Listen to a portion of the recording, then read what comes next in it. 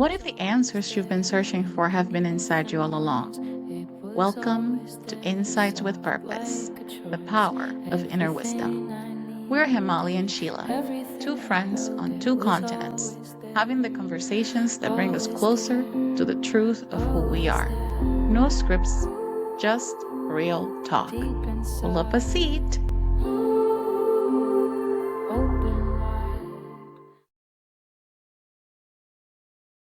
Today, we're talking about meditation, but not the version you've been sold, not the bald man on the mountaintop, not the hour-long silence at 3:30 in the morning. We're getting into what meditation actually looked like for us, the first time it worked and scared us, the years we lost the practice to motherhood and life, the moments we found it again at the kitchen sink and at red lights. If you've ever thought you couldn't meditate because your mind wouldn't shut up, stay with us. By the end, you might realize the goal was never to empty your mind, it was to find what's already there. Hi, this is Himali. Hi, Sheila. Hi, Hemali. So today, wow, this is a big, and every time we say that, but I'm telling you, this is a very big topic and we can go in depth about it. We're going to talk about is meditation, and we're really getting into it.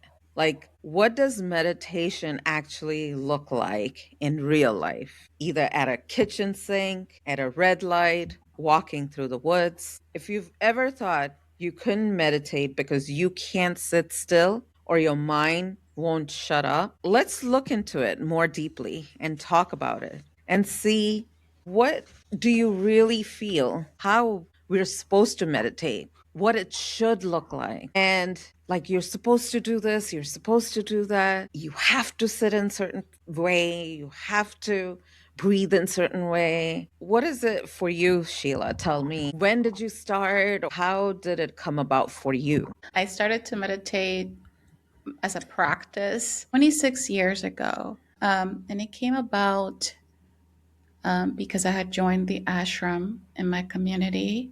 Before that, the idea I had of meditation was, and you and I have talked about this version of a old man, right? Just sitting in the lotus position on top of a tall mountain. And in my vision, he has no hair, but has a big long beard and has no clothing, only the coverings, right? And I said, only in my mind, only those who had attained some level of enlightenment can reach that peaceful ability to remain still within and without. And I said, yeah, right. There is no way my mind's gonna shut up Yeah. long enough for me to meditate. But how I thought it went wasn't that idea. You have to have some sort of level of peace within, right? In order to sit still for that long. And it works. But how I came about it through the ashram, they said start with 10 minutes. Give yourself permission to start slowly, right? And I was like, okay, it cannot hurt. I remember sitting down to meditation, putting my shawl over me, and it was not a guided meditation. It was deeply going into the breath within myself.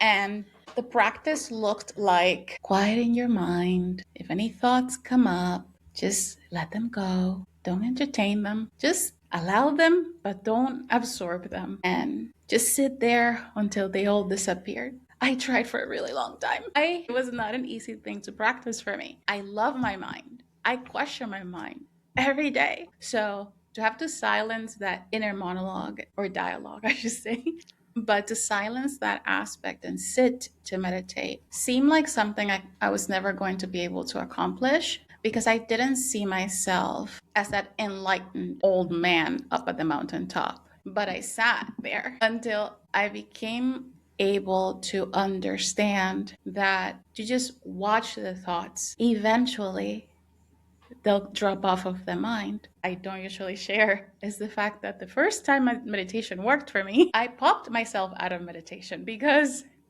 I sat there and waited around 25 minutes in when I could really feel like the womb. I started to become part of the walls around me. And I was like, holy God, what was that? So I popped myself right out of the experience because I wasn't I don't know anything about meditation. I wasn't expecting such a huge shift of self-awareness that I felt myself one with the walls in that room. I popped myself right back out. But that is my early experience with meditation. That is a tidbit I have hardly ever mentioned. So yeah, that was it. That was it for me. How was it for you, Hemali? Well, you and I, we talked about this whole image of meditation and that whole animated person sitting in on top, like the tip of the mountaintop, like these cartoons characters that, they come on and then people climbing up the mountain to ask questions to this enlightened one. And yours look bald and mine's like long gray hair, shiny silver hair with long beard. So, but yeah, for me, 2014, I want to say that I joined or I took a class at Art of Living, and they teach a Kriya, what is called. It's a deep meditation state. You go into a deep meditation state with breath work. So it's a type of breathing that you do, and then you go into meditation with that.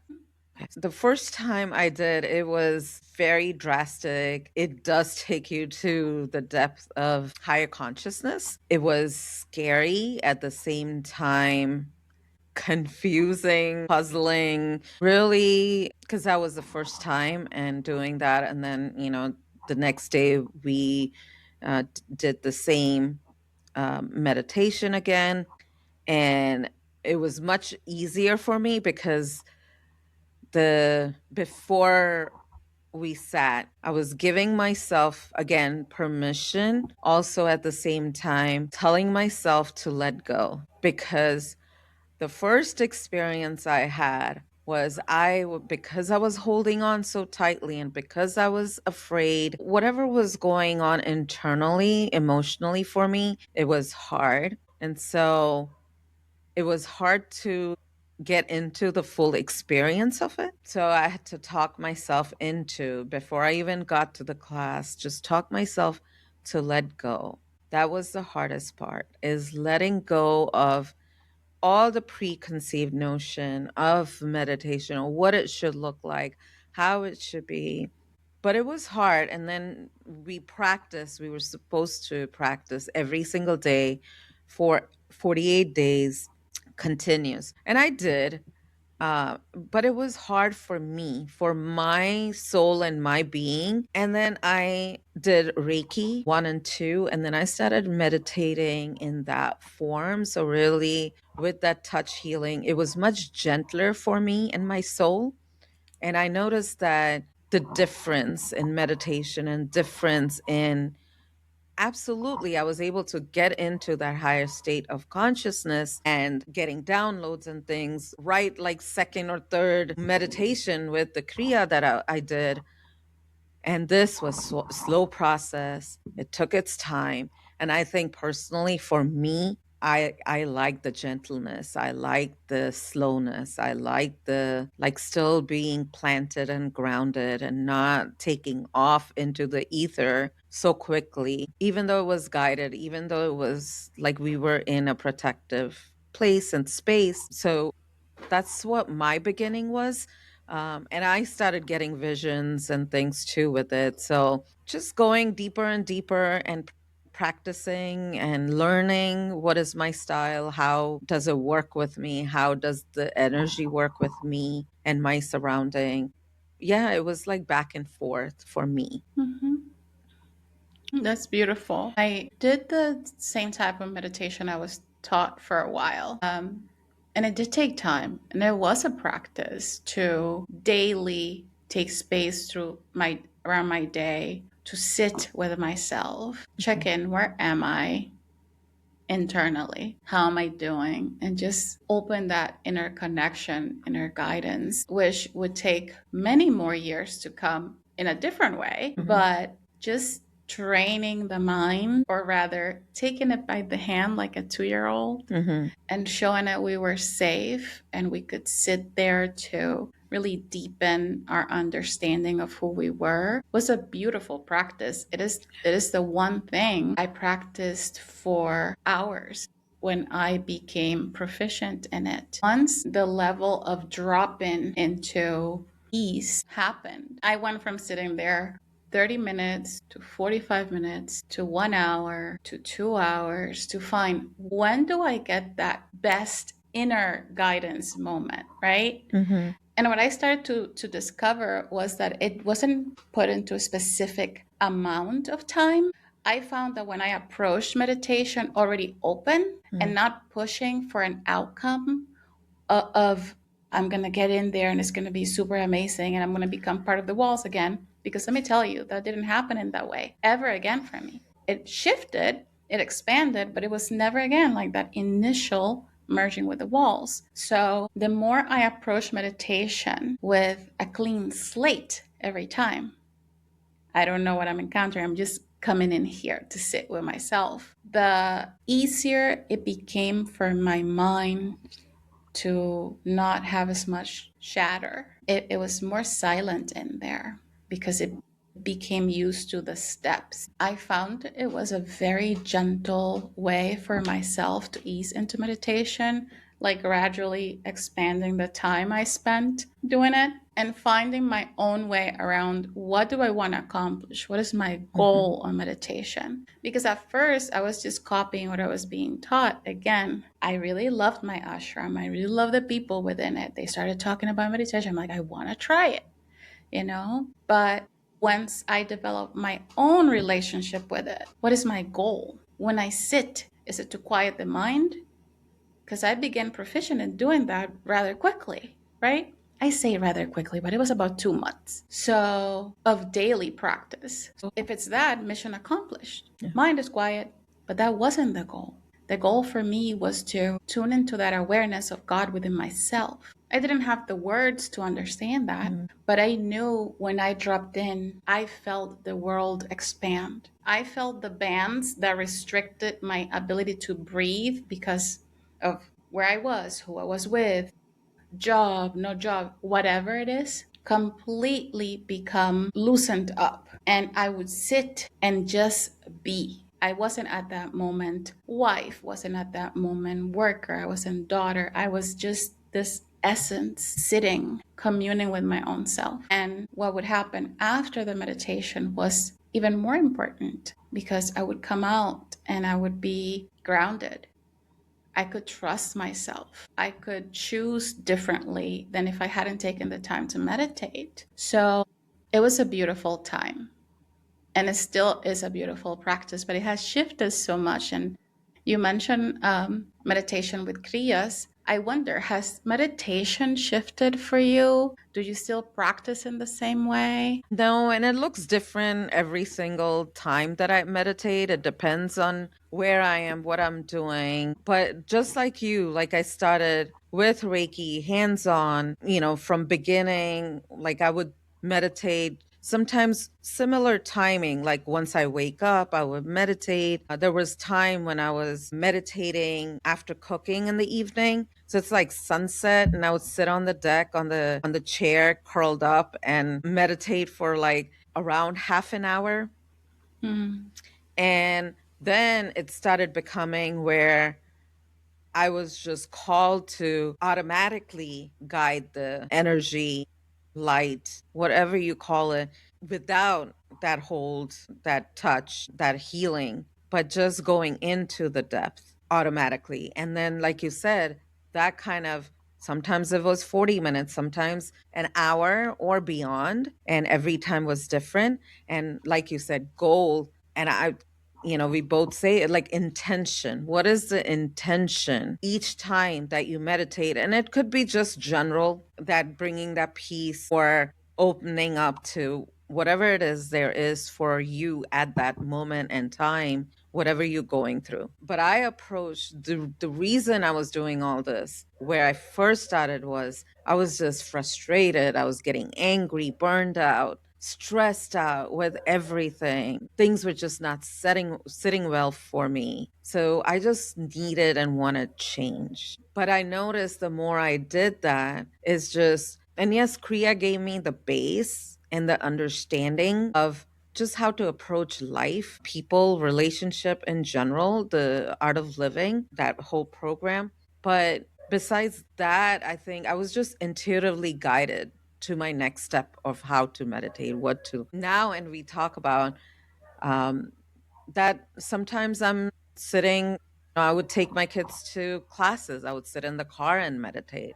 Sometimes I would sit at the light and I'm able to go deep inside that state of consciousness within that minute or 2 minutes and still be aware, still have downloads while I'm driving, but be in that state of centeredness. So, and we talk about, I know you talk about while you're doing dishes, that's the main for you. And tell us a little bit about that. And how is it easier for you to drop down like that into that space of higher consciousness or whatever you call it? Yeah, how would you explain the state? I like that. The practice I initiated with the ashram in the year 2000 came to a complete halt in October 2003 because my son was born. Throughout my pregnancy, I was still meditating. I was still going to the ashram. I was singing mantras to my belly. I bought like this headset for the belly Mm. and I would play the mantras and then I would sing them. But after he was born, chaos ensued. So I found it more and more difficult to take time to meditate in the same way that I had been. And I felt back then that since I didn't have the same space, I wasn't going to be able to reach the same ability of dropping in. So the easiest thing that happened was it fell to the background and motherhood took over. My daughter was then born in 2005 and life happens. Here or there I would pick up the practice, but it was never quite the same because the 4 a.m. wake ups to meditate for a couple of hours were not possible with 2 kids. So I always grieved that aspect of my practice dying out. We also moved, so I also lost contact with my ashram and the ability to go. So a lot of grief overtook my spiritual practice at that moment. I felt as though I had to fully and intensely just focus on the kids and my ability to be as present as I possibly could for them. In the back of my mind, I always wondered, would I ever again get to the point of just sitting to actually meditate and dedicate myself to that silence that I cultivated? That wouldn't happen for me until 2021, fully retake meditation as a daily practice. I just said, let's touch on it. How far can we get? How much can we practice? And again, it became daily, 20 minutes, 30 minutes, 40 minutes, an hour. But then I noticed that the quality of the meditation didn't require actual time. I could drop into that wisdom, that consciousness, that connection to the divine in the first 5 minutes because I had that prior understanding of guiding the mind to not attaching to the thoughts, to observing the breath. It was easier to undertake. Then I I found guided meditations and I gave those a try and they were awesome, but I rarely stay in guidance. I have I have a hard time staying on step with guided meditations or I'll fall asleep because they're just so soothing. So I like meditation where I just sit and receive and connect more than any other, but it became such a natural experience for me that like you said, I go downstairs and I sink full of dishes. I don't want to do the dishes. Who wants to do the dishes? I don't want to. But what ends up happening is when my hands make contact with the water, something shifts. My breath regulates. I don't know how else to say it, but everything else becomes secondary and the water And the feeling of that water in my hands as I'm washing the dishes becomes the only thing I am presently doing. I'm not in what I did. I am not in what I have to get done. I am in that moment. And then that naturally allows for consciousness, wisdom, divinity to step in. I cannot say I love doing the dishes, even then, but I love the ability to step away from that sink with a higher awareness and understanding of whatever my mind had within it previously to me doing the dishes. I could have any thought of or trouble in my mind, and as soon as I'm doing the dishes, everything becomes secondary. That water is all I have. That sense of self is so present in that moment. And it's the most beautiful form of meditation I have found. It gets two things done, right? The dishes, but also shifts my whole understanding of myself and my awareness. So I love that. But I know you also have ways in which you reach that divine frequency that are not typically what you consider meditation spaces. How does that work for you? And what does that feel like for you in your body? What is that shift for you? And I've had those few of those experiences at the, either while I'm cooking, but mostly doing dishes. And we talked about, something about the water and the cleansing of it and just being in that state. How does it feel in the body? It's like body is not present, right? Because you're one with the moment. You're one with the that experience, as you call it. And I'm a very visual person, so, and auditory, right? So I get my messages through that, more songs and things. So it's like when I'm doing, say, for example, dishes or even in the car, I am listening to the music which is playing in the background. And then all of a sudden, I'm in a space of nothingness. And, or at this one moment that I remember, I don't remember what was happening, but I know I was crying and there was lots going on and probably cursing someone out. I don't know. I was upset. And while I was doing dishes and the music was playing in the background, and I was just in my mind of with the story circulating within my mind in that space of victimhood, blaming others, blaming myself. I don't know. I that's what I feel at this time. That's what was happening. And then all of a sudden, it was like a moment of snap to draw my attention to the song that was playing. And the message of that song was, I'm always with you. And it's, usually I'm playing, most of the time I'm playing Hindi Bollywood music songs. And it was just a profound message for me that now I'm crying more. I'm like, ah, like I'm always with you. You don't even have to look anywhere. And it was like my questions were being answered. And I think now that I'm like a state of loneliness, state of feeling nobody's there, I don't belong anywhere, and being or feeling lonely. And the song kind of came on, and so that message, and so just being within that and having that cleansing at the same time, right? You're purging with your tears, you're purging with the thought and kind of letting go of the stories that we hold on to so tightly. So just being in that moment. And so there are different ways. And so I know we were talking about this, you just talked about 4 a.m. right? And we talk about that. Like I always, that is one of my goals, is to wake up 3:30 in the morning or 3 in the morning, but meditate. And we talked about the time, right? That 3:30 to, someone just told me a few days ago, it's like 3:30 to 4:15 to be specific, but I've always thought 3:30 to 6:30, that time in the morning is um like a time, it's called Brahma Muhurat. And what that really means is that the time that is in that silence, but at the same time, and like you mentioned it, The veil is thin, and so the connection is faster.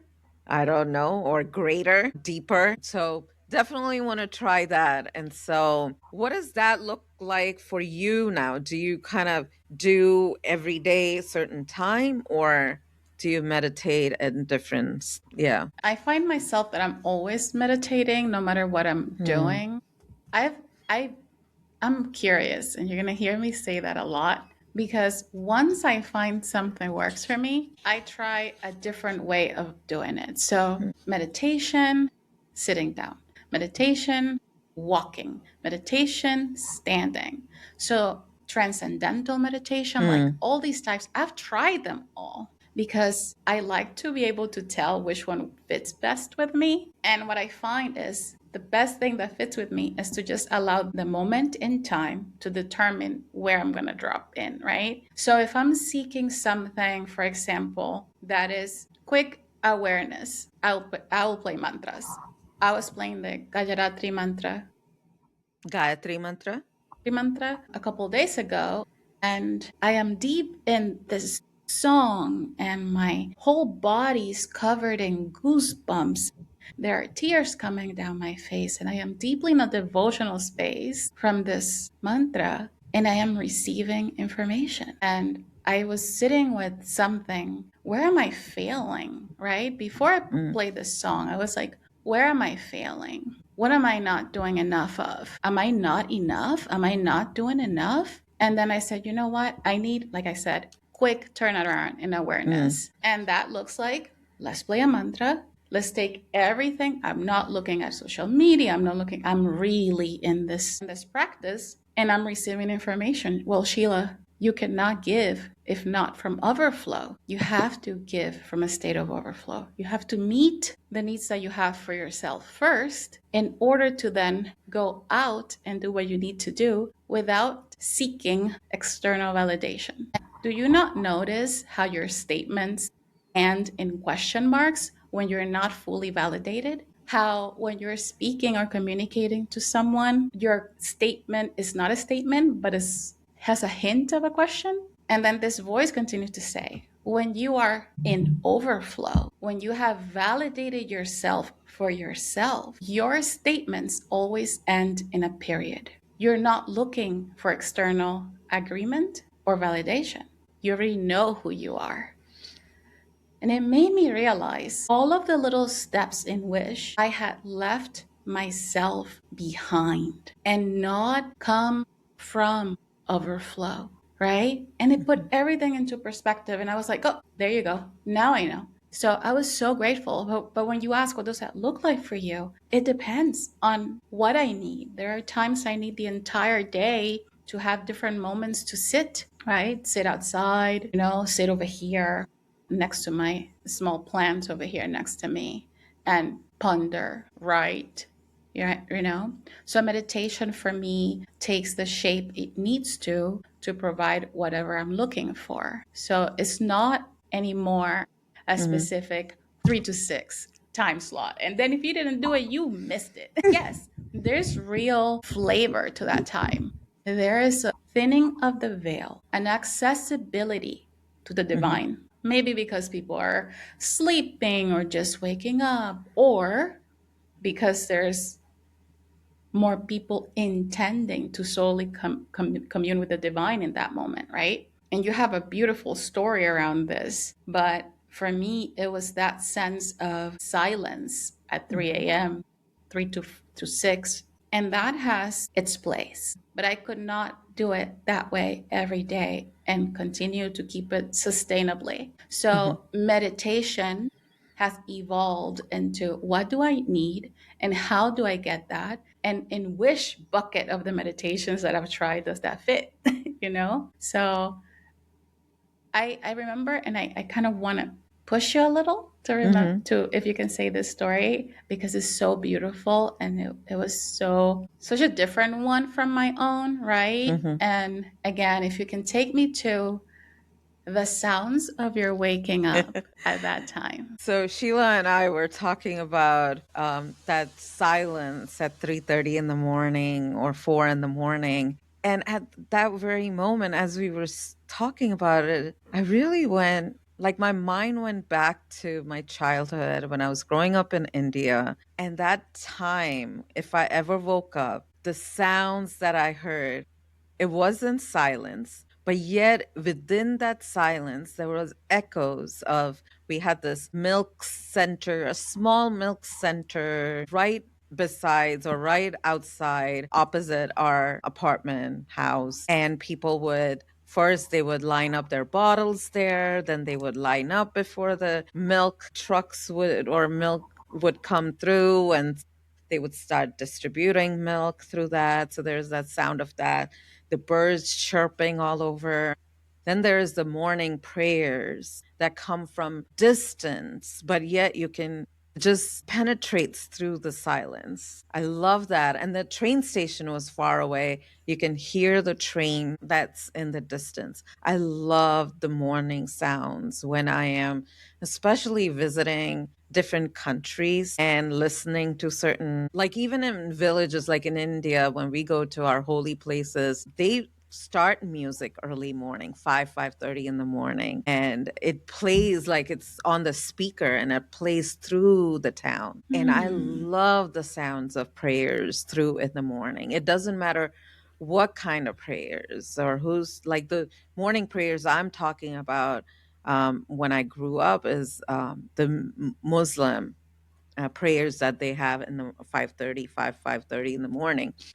And I just love that, those sounds. I think it's meditative. It brings smile to my heart. Absolutely. And that's what it did for me when you said a word that transported me. She was Mhm. like, the clinking of the glass milk bottles, and I was like, whoa. And then just the way I felt immediately taken to that moment just by Mhm. hearing the clinking of the glass bottles of milk, and then the birds, and then the layering of the scenery. Mhm. It's such a beautiful ode to that time of the morning in some places. It's a meditation on its own, right? Yeah. Like, you don't think of that.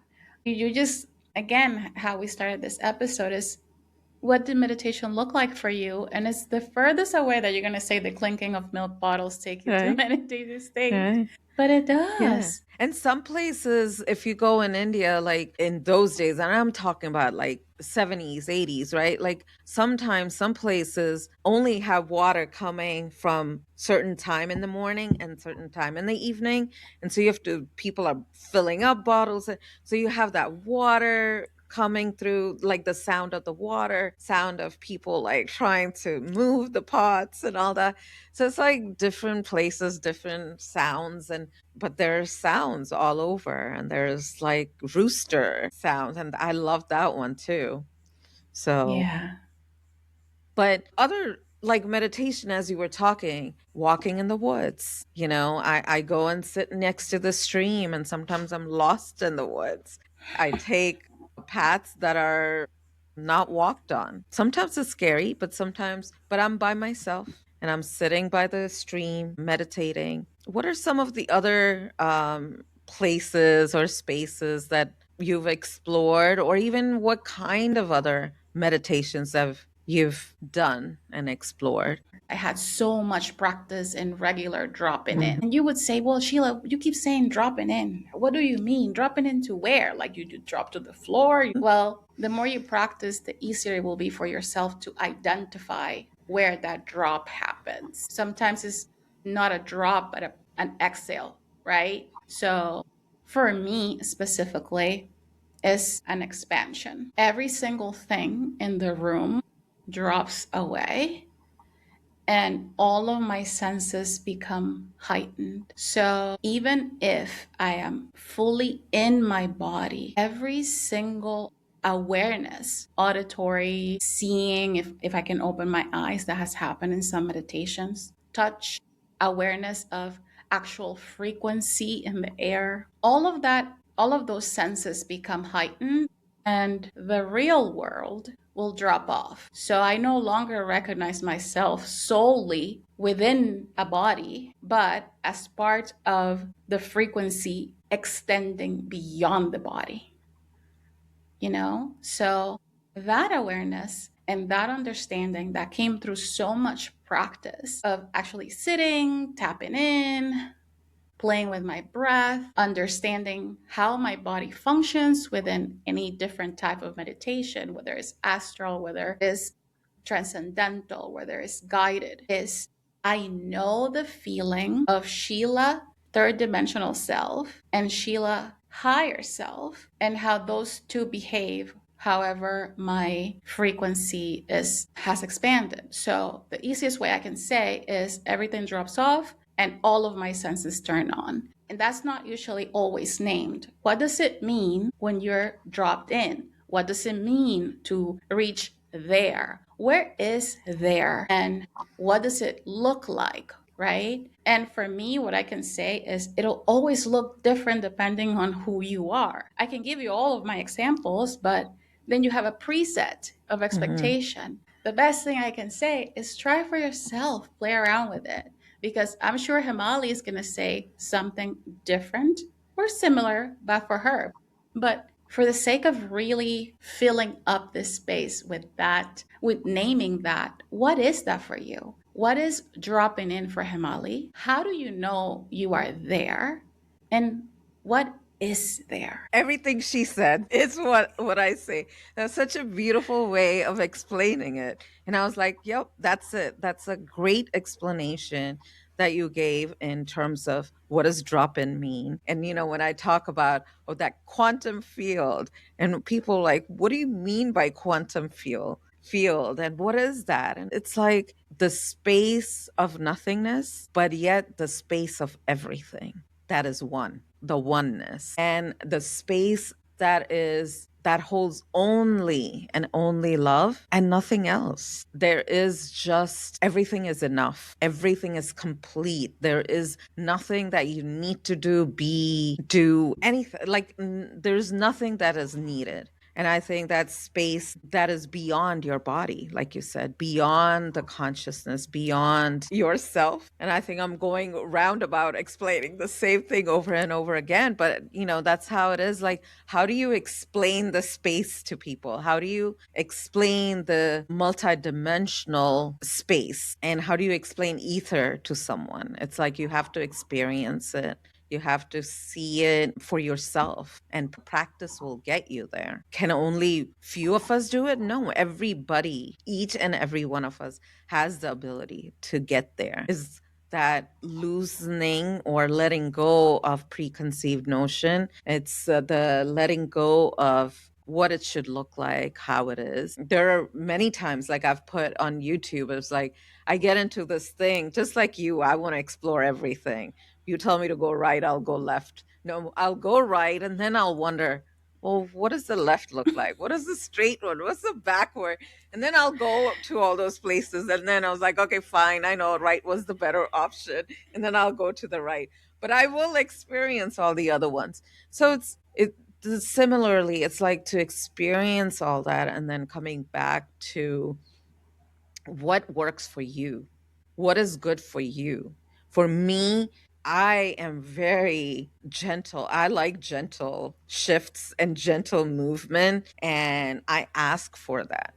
Shifts and changes has to be a little gentle. Please be kind to me. But I've done, so I would go on this, like I was saying, I would, on YouTube itself, I would put on guided meditation. It could be guided or it could be just the music, depending on what frequency also. It's like, okay, astral travel, there is a different frequency than connecting with your guide or angels. There's different frequency depending on, okay, I listen to people like, okay, I've had this experience and I talk to my guide all the time. This one is my guide, and they know the names and conversation. I was like, wait a minute, I've been doing this. How are you guys not talking to me or telling me your name? I want to know. So going on this 6 months of practicing every single day until I hear from you, I am not leaving you alone kind of meditation. Or a friend sends me a meditation. I think one time she sent me on Inside Timer. She's like, Hamali, try this. and I didn't know what it was. I was like, okay, it was a guided meditation, and I tried it. And I got this vision and this beautiful right before I was going to sleep. And it's like, it felt like a dream state, but then I was getting messages and everything. And then I messaged her the next day. I was like, oh, thank you for this. And she was cursing me out. She's like, I've been doing that for so long, and I send you one time and you get the experience of these beings. And I didn't even know what that was. And so it was interesting. So just trying, it's trial and error, and looking what is, again, every time you meditate, it's your intention. What is your intention? For me, I used to sit and meditate. I won't lie. I'm 95% I'm laying down and meditating. So there is a in and out all the time. Even though I sleep, get good rest and wake up and meditate, I still go into that deep sleep, so to speak. But yet I'm in that meditative state. And sometimes what I've noticed is, or what we know is that a lot of things need to be healed within that depth does not necessarily need to come to awareness at this time. And so it is okay to go in and out of sleep. You don't have to be conscious in every given moment. So I'm usually laying down and meditating. Or if I'm in the car, I'm sitting, or I'm like semi reclined. I have the music going. Also, like you were saying, you meditate with mantras sometimes. And so I've noticed that I've done with different rhythms, different music. And then depending on the sound, what kind of sound, also the meditation depends on that. The journey or experience depends on that too. So it's what energy you pick, what sound waves, what, rhythm that you're picking. That also, I feel, brings in some of those experiences. What do you Mhm. think? Absolutely. Everything will impact your meditation practice, whichever practice it is, whether you make one up fully for yourself or you follow a practice, established practice. The sounds, the music, sometimes the energy of the person giving you the guidance. Sometimes is it a female voice? Is it a male voice? That has an impact too. It all depends, again, where you find the best ease so that you can drop in. The idea of meditation, at least for me, if someone asks me, Sheila, why do you meditate? What is your goal? My meditation is where I sit with God. It is communion with the divine, and that divine is within me. And all I have to do is silence. Like I said before, at some point, do not disturb. My mind is do Mm-hmm. not disturb. Everything else becomes dropped to the background. My body becomes more alive. I can listen better, discern better. I hear God's voice clearly. And that is what meditation does for me. That's why I practice meditation. Yeah, there are times where I need to just drop in and receive guidance. Absolutely. Is it my go to practice? Meditation has been with me the longest out of anything. So I will go to that. But, and I want to make this clear, you don't need to have any music, any specific Mm-hmm. guidance, any specific voice. You can just go outside and close your eyes and do that for long enough. You will experience that drop in. You will experience that divinity aspect within yourself because your intention is so important. Once you have that clarified for yourself, my intention is to gain clarity. My intention is to receive gratitude and give gratitude. My intention is X, Y, and Z. Pick for yourself. Have one is what's important. And then what do you feel you want to receive from meditation? Right? And then do what works best for you. Try it out. And that's why we say this so many times, is because it's not a specific way that works. It is the way that best works for you. But you're not gonna know if you don't take the time to explore that. My mind is talks all the time. You would not ever think I can meditate. But guess what? I tried it. I put it into practice. It actually works. I go into a different space when I have to hold that awareness of stillness, and that can only happen because I have the experience of what it feels like to not maintain stability of stillness and being constant chatter. So the idea is that you're always finding some sort of modality or practice that you can use on a daily or consistently enough basis that you gain access to that drop in. Because the more you do it, the easier it becomes to just call yourself back into that awareness. Dropping into those spaces doesn't shift who I am, it just allows me to see what's already there, the wisdom already there. It's not like Sheila is one way when she's not meditating and Sheila's another way when she's meditating. Sheila's the same Sheila all the time, ever evolving. But my ability to be aware of the wisdom happens a lot more clearly when I can still my mind. Yeah, totally agree. And what do you when someone is and I know you talked a little bit about like physically, like when you're in that state, what does it look like for you? Like physically? Yeah. Well, for me, what I notice right away is, like I said before, the room will drop to the background. Mm, It's like there is this in between space where life is kind of like on pause. So I mm-hmm, won't hear my dogs bark. I won't hear the birds chirp. I won't hear my husband bustling around, you know? And then something switches in the way I breathe. It is a barely there breath where it goes from normal breathing in and out that is unconscious to a settled release of air when I'm exhaling. The inhale becomes almost like I'm not breathing, mm-hmm, but the exhale is very much like a release. And all my senses start becoming sharper, but not towards the outside, toward the inner. So if I have an ache that I hadn't paid attention to, it becomes apparent in that moment. If a part of my body feels heavier, it becomes apparent in that moment. I can hold the duality of being in the third dimensional self while receiving fifth dimensional information and inhabiting a fourth dimensional aspect. So I am in one spot, but like you said before, the multidimensional expressions of who we are present. So if before you were very involved in your life and you get to this state and all of a sudden you go, I smell roses. There's nobody with roses. I'm doing dishes. But what does that tell me? That tells me I am now noticing the subtleties of the frequencies around me. And that's what it feels for me to be in that space. And everyone will find the words that they can use for themselves when they're there.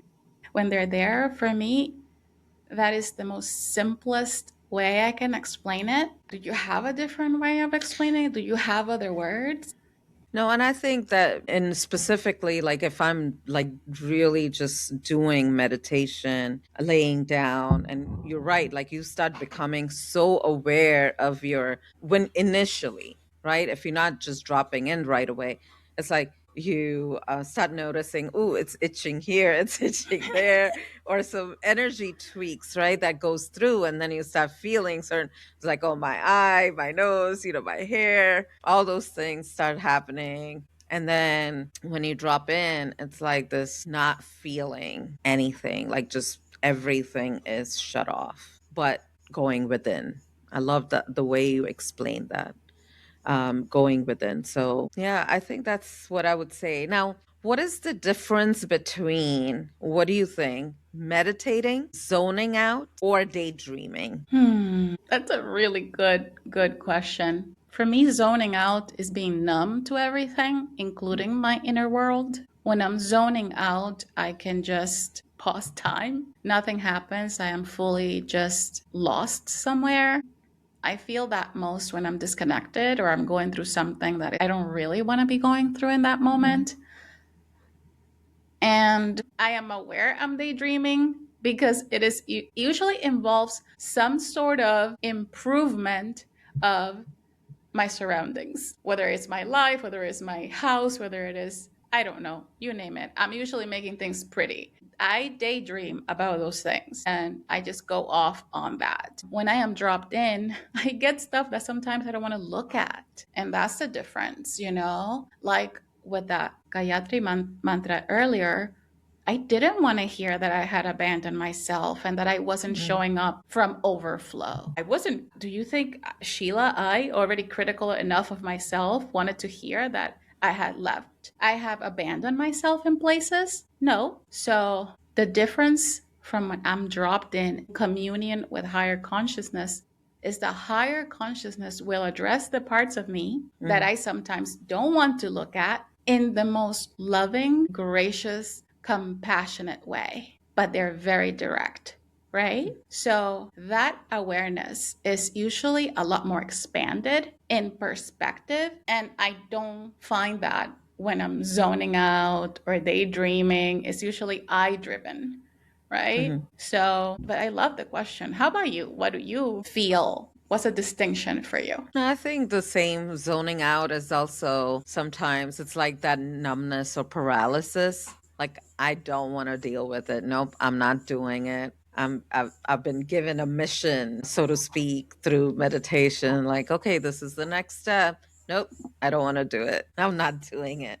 So then there's a state of numbness or paralysis, like you're avoiding it. Keep avoiding, and just kind of zoning and like, all right, just moving with the flow, with the life, and not addressing what needs to be addressed. Mm. Yeah. And same with the daydream, I think that, you're just making up stories, how you would want to look like, or have someone else do it, or give someone else the mission.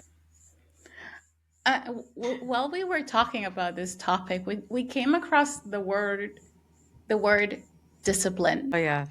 because you mentioned something at some point that by the time you're 90, you wish to develop the discipline to meditate at that window of time where the veil is thinner, so that 3 to 6 a.m.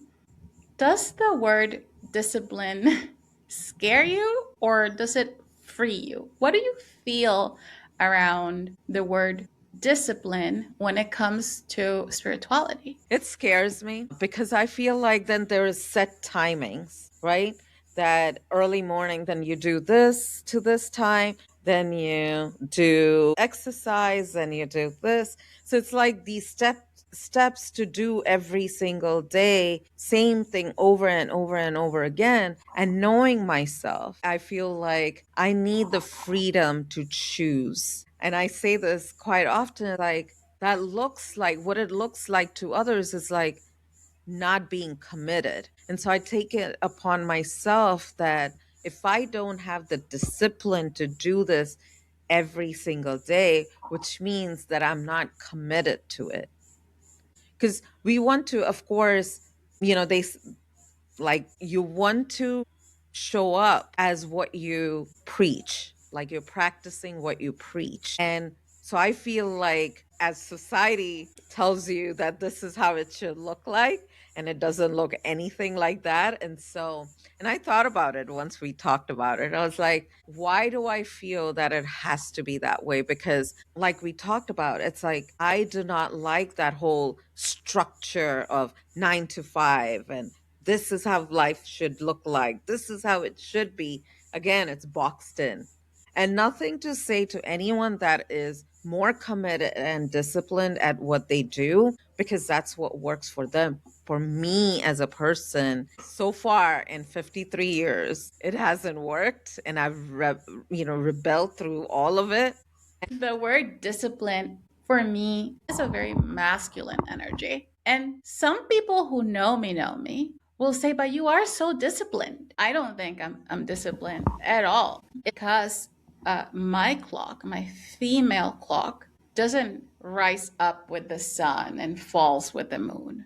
My clock travels. It may take longer to awaken in the morning. I like to say that my practice is ritual base, sacred base. And it's ritual because it comes when the feeling arises. So when my body is feeling like I so would like a nice hot shower and then have some time to write and meditate, that's when I will do it. It's not determined by a clock. It just means that for the most part of my days, I am allowing my body to dictate how we're going to approach the day. Mm. It has to be soft. I've learned that much. If I stay in rigidity, and discipline to me is a rigid word, I will not want to do it simply because I'm being told that I have to. And that distinction right there breaks the whole charm for me of sacred devotional practice. So, no, I have cycles. I fluctuate as the time ticks. So, absolutely not. I've learned that it's not sustainable for me to lead from discipline rather than that sacred ritual.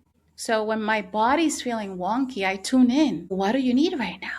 Not, oh, wait, it's 10 a.m. It's time for X, Y, and Z. I don't care. Half of the day, I don't know what time it is. So why would I live my life in that rigid aspect of time based rigidity and constraint? I don't think so. I had this other question. It's in the realm of meditation, and this keeps coming up for me. And I've heard a few people say that when you meditate, you're supposed to have your mind empty, or that's the state that you are hoping to be in. But I've also heard some people dropping out of meditation practice because what it is said is that when your mind is empty, that is where devil resides. Hmm. So, have you heard that, or what do you say about that? I haven't heard that, but I also don't agree. I think having your mind empty is different than having your heart empty. That the mind can be entertained easily. That the mind is a 2-year-old child who, instead of being scolded, should be educated.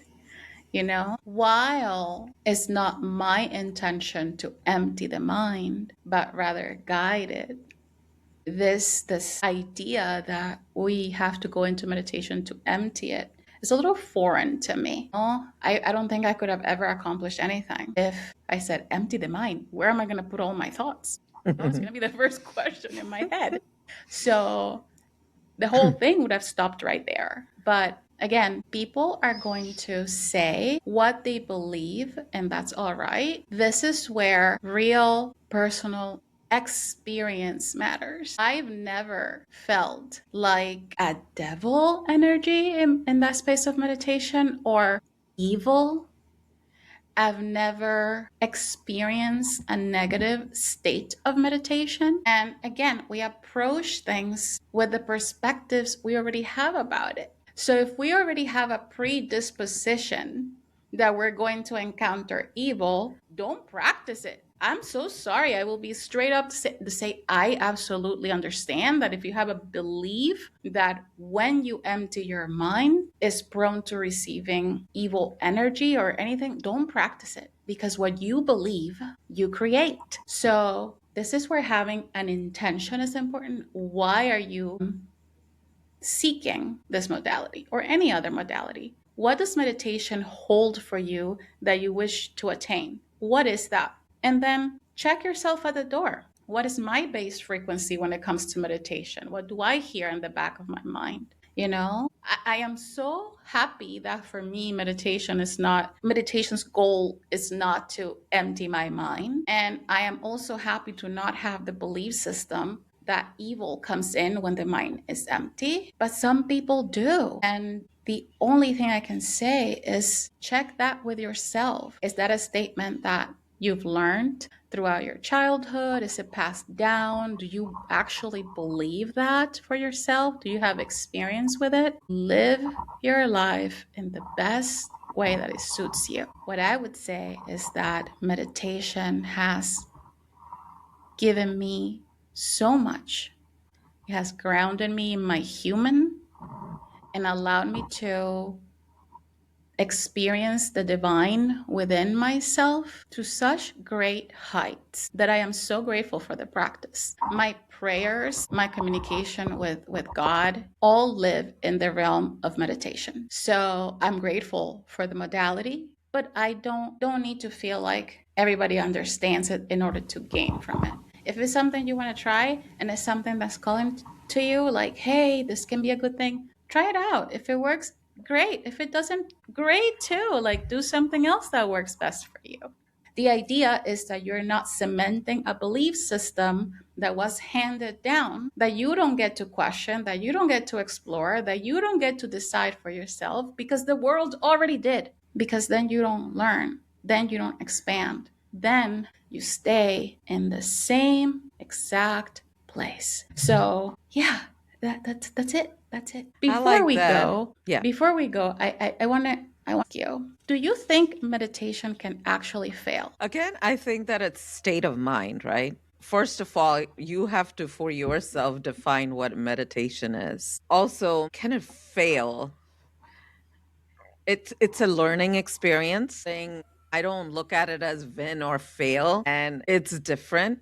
Depends on how much you've practiced, how long you've practiced, how you have practiced. It also matters as some people say they paint and they are in that zone, so to speak, or in that state of mind where all there is them and the paint and the canvas, or if they're doing clay work, depending on what they're doing. And so it's that state of mind and how you get into that centeredness or aligned with or in that oneness. So I don't think so. What do you think? I don't think you can fail at anything. If Yeah. anything, you can fail to try, but you cannot fail at anything. Everything teaches us about ourselves. Every single thing that we embark upon, everything we decide to try, all modality, all religion, spirituality, all paths, every single thing is an opportunity to get to know yourself better. So I don't think there's such a thing as failure when it comes to meditation or anything.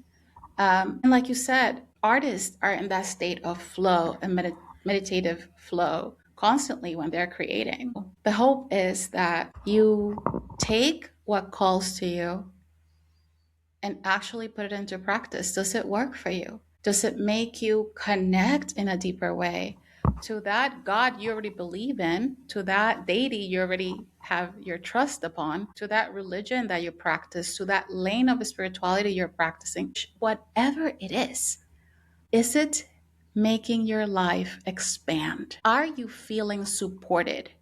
Are you having shifts in perspective and awareness that allow for other people to be perceived in the energy of union? Mhm. We are all equal. Just because we take different paths in our lives doesn't separate us. It shouldn't, right? It should unify us. So at the end of the day, whether or not you practice meditation, the important thing is that you're questioning the things you're uncomfortable with and putting into practice the things that are calling out to you. Meditation is one of those things that allows you to experience the divine within while still inhabiting your humanness, while still having access to the body and the people around you. The point is that you give it a try. That's all we're saying, right? Absolutely. This was a great conversation, and I'm happy we went there, and I cannot wait to see you next time. Bye. Bye. If there's one thing to sit with from today, meditation doesn't change who you are. It reveals what's already there: the wisdom, the awareness, the divine that's been waiting underneath the noise. All you need is an intention and the willingness to try. Put your mind on do not disturb and see what happens. The only real failure is failing to try.